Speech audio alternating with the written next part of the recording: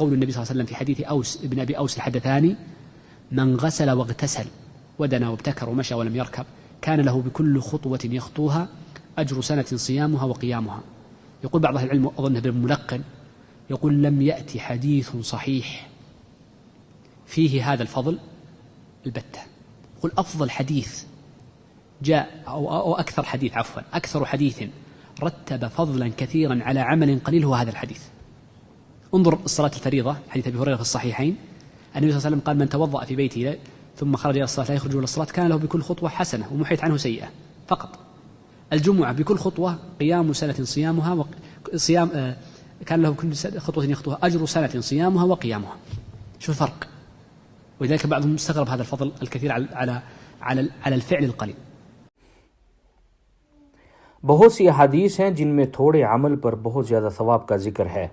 حضرت اوس رضی اللہ تعالیٰ عنہ کہتے ہیں کہ میں نے رسول اللہ صلی اللہ علیہ وسلم کو فرماتے ہوئے سنا: جو شخص جمعے کے دن نہلائے اور خود بھی نہائے، پھر صبح سویرے اول وقت میں مسجد جائے، شروع سے خطبے میں رہے، پیدل جائے، سوار نہ ہو، اور امام سے قریب ہو کر غور سے خطبہ سنے اور لغو بات نہ کہے، تو اس کو ہر قدم پر 1 سال کے روزے اور شب بیداری کا ثواب ملے گا۔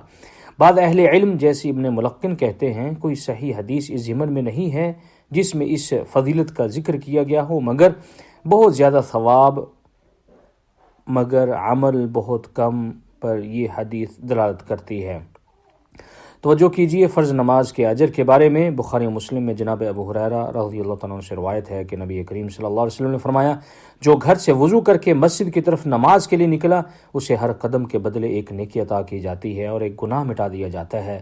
اسی طرح جمعے کے لیے اٹھنے والے ہر قدم پر 1 سال کے روزوں اور قیام کا ثواب ہے۔